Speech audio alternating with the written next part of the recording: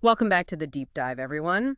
We're here to cut through the noise and get straight to the insights you need. Glad to be here.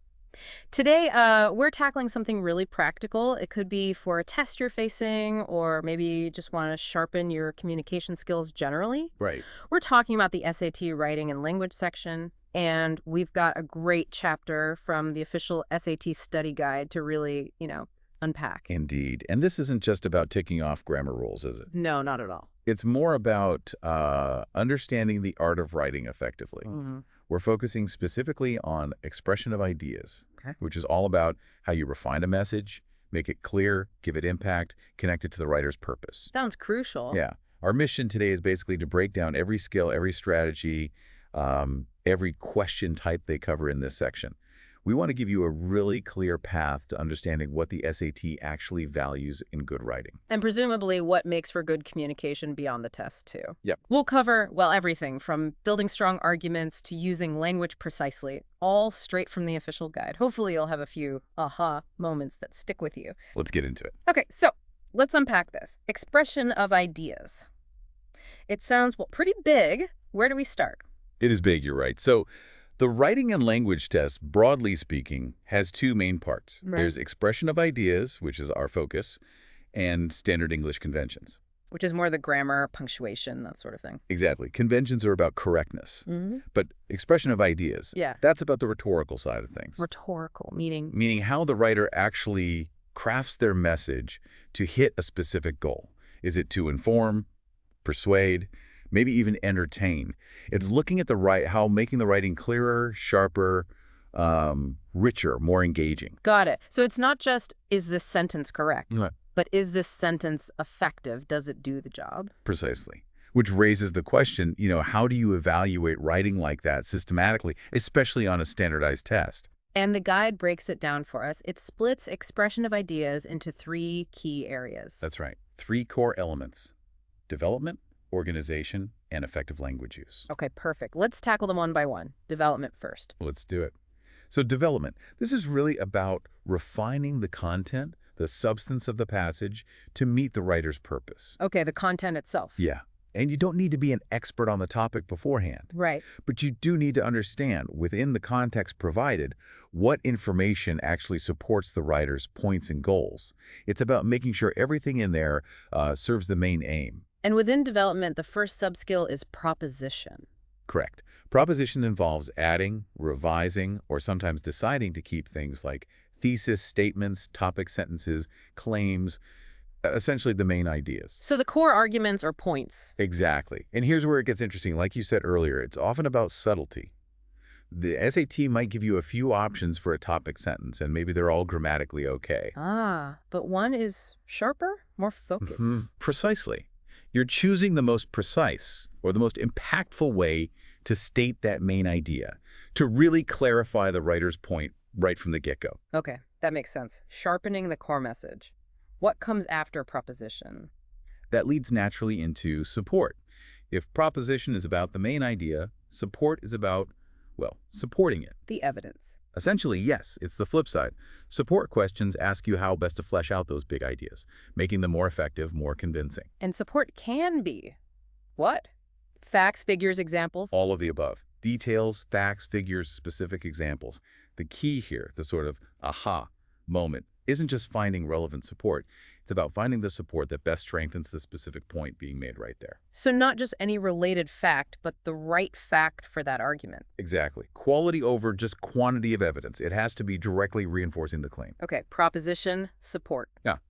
What's next under development? Next up is focus. And this one is all about relevance. Pure and simple. Relevance, like, does this sentence actually belong here? Pretty much. Focus questions ask you to add, revise, or sometimes, and this is important, delete material based on whether it's truly relevant to the writer's overall purpose and the specific paragraph it's in. So you might see a sentence that's interesting, maybe even factually correct, but it's off topic, or it confuses the main point, or it's just redundant. And you have to be ruthless, like an editor. Exactly like an editor. Does this sentence earn its keep? Does it contribute directly to the goal? If not, it probably needs to go, or be revised so it does. Makes sense. Keep it lean and mean. Is there one more part to development? Yes, the last one under development is quantitative information. The charts and graphs section. That's the one. It's about using data presented visually. Tables, graphs, charts to make the writing more accurate, more precise, or just generally more effective. So you have to read the graph and integrate it correctly into the text. Precisely. The SAT loves these questions. Let's take an example from the guide about urban and regional planners. Imagine a passage discussing their job prospects, and there's a bar graph showing projected employment growth from 2010 to 2020. Okay. The passage might say something like, employment is projected to increase 16%. You then look at the graph. If the bar for urban planners clearly hits the 16% mark, Then the original sentence is fine, no change. exactly, no change is the answer. But what if the passage said, increase 14%? Then you'd look at the graph, see it's actually 16%, and find the answer choice that says that. Right. You'd pick the option that accurately states the 16% increase shown in the visual. Maybe something like predicting employment will increase 16% between 2010 and 2020. So the key takeaway is, no change only works if the original text perfectly matches the data. You have to be precise. Absolutely critical. It tests both reading the visual data and translating it accurately into words without messing it up. Okay, so that wraps up development. Proposition, support, focus, quantitative info. For you listening, the bottom line is, think like that sharp editor. Ask, what's the main point? Is this detail necessary? Does it truly back up the claim? Does every single piece belong and serve the purpose? That's a great summary. Build that solid foundation first. So once the content is solid, developed well, the next step is making sure it flows logically right. That brings us to the second big category, organization. Exactly. Development is the what. Organization is the where and how it connects. It's all about improving the structure, the architecture of the passage to make it flow logically and hang together coherently. Like building a house with a good blueprint versus just throwing rooms together randomly. That's a perfect analogy. You want the reader to move smoothly from one idea to the next. So what's the first element within organization? The first part is logical sequence. This is pretty straightforward. Making sure sentences and paragraphs are in the most logical order. Putting things where they actually belong. Right. Questions here will often ask you, where's the best place to put sentence X? Or should paragraph Y come before or after paragraph Z? And the strategy there, look for clues. Definitely. Look for transition words, look for pronoun references, it, they, this, what do they refer back to? Look for shifts in topic. These clues help you pinpoint exactly where a piece of information fits best to maintain that logical progression of ideas. Okay, logical sequence makes sense. What else falls under organization? This seems like where the real nuts and bolts of flow come in. Absolutely. The next part covers introductions, conclusions, and transitions. This is huge for guiding the reader. The signposts. Exactly. These questions focus on improving the openings of passages or paragraphs, the closings, and maybe most importantly, the connections between ideas. And that's where transition words really shine, isn't it? Like, for instance, however, therefore, thus. Precisely. Those little words and phrases are crucial. For instance, signals an example is coming. However, or on the other hand, shows a contrast. Thus, or therefore, indicates a result or conclusion. They tell the reader how the next piece of information relates to the previous one. They do. They build those smooth ramps between ideas, like you said. Without them, writing can feel really disjointed, just a list of facts instead of a coherent argument. So stepping back for a second, good organization isn't just about making it easier to read. No, it's fundamental to comprehension. If your ideas are scattered, even if they're brilliant ideas, the reader might just get lost or miss the point entirely. It affects how persuasive or informative the writing is. Tremendously. So always think about the relationship between the different pieces of information, how they connect to each other, and how that structure serves the writer's main purpose. Okay, that's a really powerful point. We've covered development, what you say, and organization, where you say it and how it connects. That leaves the third pillar, effective language use. Right.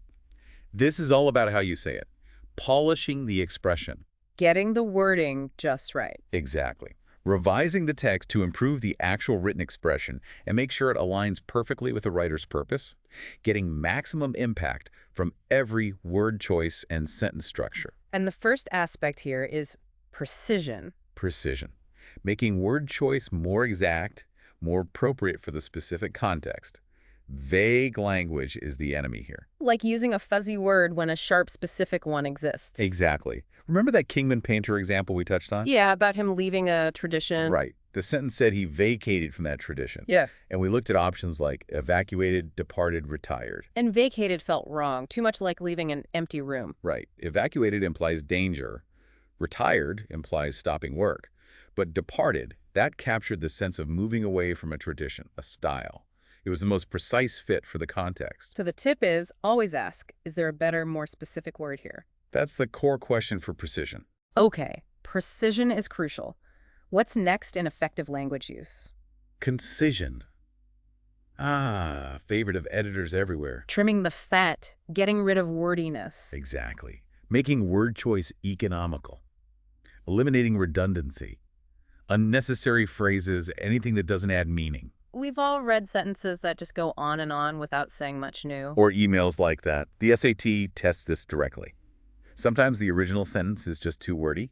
Other times, maybe it's too brief, too telegraphic, and actually lacks needed info, though wordiness is tested more often. So you're looking for the option that says everything necessary, clearly, but in the fewest words possible. That's usually the goal. Shortest and clearest, retaining all the meaning. Okay, precision, concision. What else? Style and tone.